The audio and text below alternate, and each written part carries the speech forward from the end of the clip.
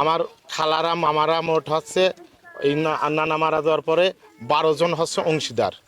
12 জন অংশীদার এই জমি রেজিস্ট্রি করার জন্য আমাকে হচ্ছে ওই বাড়ির কাগজপত্র সব দিয়ে দেয়।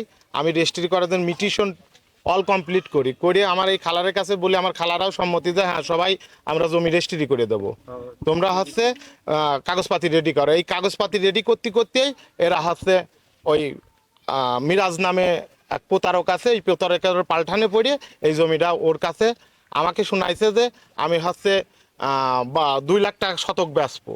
আর ওরে ওইখান থেকে টাকা দিচ্ছে হচ্ছে কারক দিচ্ছে 75,000, কারক দিচ্ছে 70,000, কারক দিচ্ছে 80,000, এইভাবে দিয়ে আমাদের সাথে প্রতারণা করা হয়েছে।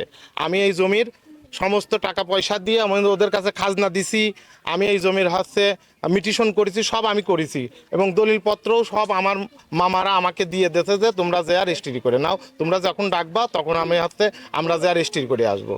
কিন্তু সেই ডাকার সময় এরা হচ্ছে আমার এই ডাকে সাড়া না দিয়ে আমাকে এরা প্রথমে বলেছে যে তুমি হচ্ছে সব জমি রেজিস্ট্রি করে নাও, তোমার কাকারে বলো যে সব জমি রেজিস্ট্রি করো। সেই আলোকে আমি হচ্ছে সব কাগজপত্র রেডি করার পরে আমাকে আর দেয় নাই। না, এটা তো অবশ্যই অন্যায় হয়েছে। আমি বলতে চাই, প্রশাসনকে বলতে চাই যে এদের আইনের আওতায় নিয়ে আসা হোক, এদের আইনের আওতায় নিয়ে আসা হোক। কেন বাবার জমি বিক্রি করা জমি, সেই জমি কেন বিক্রি করলে? আর যেহেতু তার বড়রা যার বড় আমার নানি দিয়ে দিয়েছে, আমার নানি অনুরোধ করেছে যে তোরা জমি দিয়ে দে, তোরা আব্বার কবর বেচিস না। আবার আমার বড় মামা, আমার মা সবাই বলেছে যে তোমার আব্বার কবর বেচিস না। তাও এই ধরনের কথা পর্যন্ত আমার নানি পর্যন্ত বসে, তারাই শুনি নাই।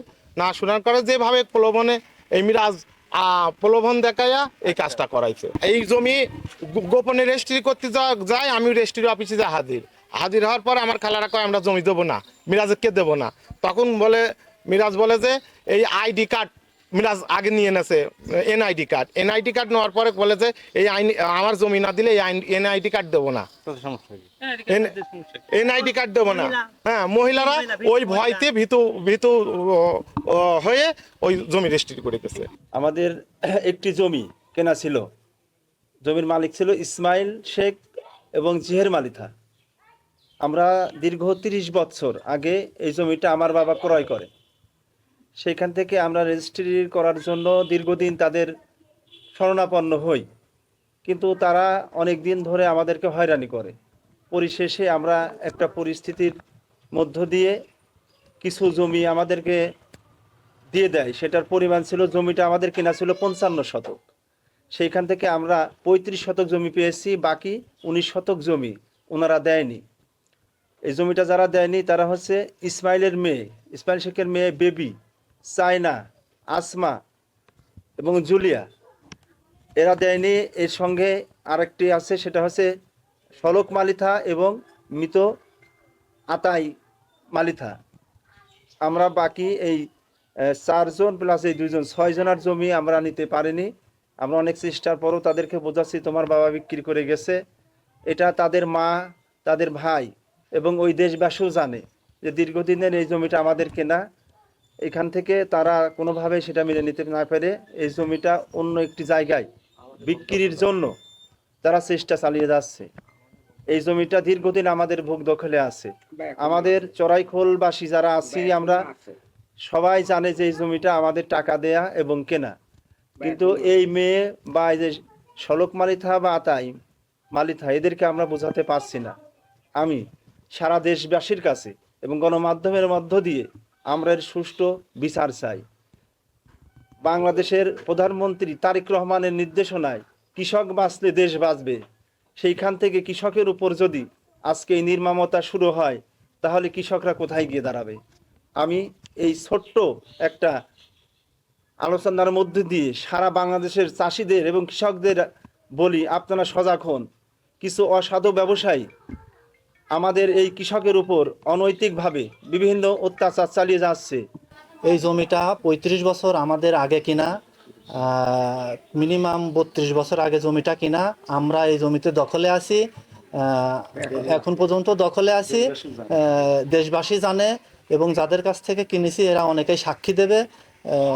আর এলাকার যাদের সাক্ষীর প্রয়োজন ইনশাল্লাহ সবাই দেবে, সবাই জানে এই জমি আমাদের ক্রয় করা জমি। এখন আমাদের সমস্যা হচ্ছে এই জমির যারা মালিক ছিল 19 শতক আমাদের registry করে 35 শতক জমি আমাদের দিয়ে দিয়েছে, আর 19 শতক জমি হচ্ছে আমাদের দেয় নাই, ওরা টাকা নিয়ে আমাদের সাথে জালিয়াতি করছে। এখন আমরা সবার কাছে খুব অনুরোধ করতেছি যে আমরা সুষ্ঠু তদন্ত করে সুষ্ঠু বিচার চাই এবং আমাদের এই জমি জমিটা যেন ওরা ফিরিয়ে। রেজিস্ট্রি করে দেয়, এটাই আমাদের প্রত্যাশা। এটা হচ্ছে আমাদের আত্মীয়র মধ্যে ওরা বলছিল দেবো অনেকদিন ধরে আমাদের ঘোরাচ্ছে, যার কারণে আমরা এই ব্রিফিংটা করতে বাধ্য হয়েছি। প্রকৃতপক্ষে ওরা আমাদের আত্মীয় হয়, আমাদের এই অনেকদিন ধরে ঘোরানোর কারণে এখন আমরা ওরা ভুক্তভোগী হয়ে গেছি, ওরা খুব তালবাহানা করতেছে। আমরা নেক্সট টাইমে যদি আমাদের সহজভাবে বা আত্মীয় হিসাবে যদি জমি না দেয়, অবশ্যই আমরা আইনগত ব্যবস্থা নেব ইনশাল্লাহ। ঘটনা আমার বাপ সেই সময় বলে বিক্রি করে গিয়েছিল, সেটা আমার বাপরাই সেই টাকা খাইছিল, আমরা জানিনি, আমরা সামনে হয়েছিলাম না। তারপরে ওই জমিটা এরে রেজিস্ট্রি করতে কয়, এরা রেজিস্ট্রি করে না, কয় করবো না রেজিস্ট্রি করে না, আমরা খবর দিই তাও করে না। তারপরে এখন হচ্ছে এই জমির দাম বেশি, তো বললাম যে হচ্ছে আপনারা হচ্ছে এই জমির দাম বেশি, এখন আমার কিছু টাকা দিয়ে জমিটা নিয়ে নেন। সেখন ওরা কয় আমরা এই জমি হাতে টাকায় দিয়ে নেবো না, দিল্লি মাংনা দেওয়া লাগবে। আমি করছে আমরা তো অংশীদারে, এই অংশীদার আমরা তো হচ্ছে এই জমি আমরা না দিলে তো তোমরা পাবা না। এখন হচ্ছে এই জমি হচ্ছে আমার কিছু টাকা দিয়ে এই জমি রেজিস্ট্রি করি না, কয় টাকায় দিয়ে নেবো না। তারপর আমরা মিরাজের কাছে বিক্রি করে দিছি, রেজিস্ট্রিও করে দিছি মিরাজের নামে, বুঝেছেন, রেজিস্ট্রি করে দিচ্ছে। এখন এর ভিতরে আর কি আছে, আমরা টাকাও পেয়ে গেছি। এখন বাবা নেছে করছে, আমরা সেখন হইনি, আমরা হচ্ছে বিক্রি করেছি একজন, মানে যে এক বোন নেছে 1 লাখ টাকা, 1,20,000 নিচ্ছে, আমি 80,000 নিচ্ছি।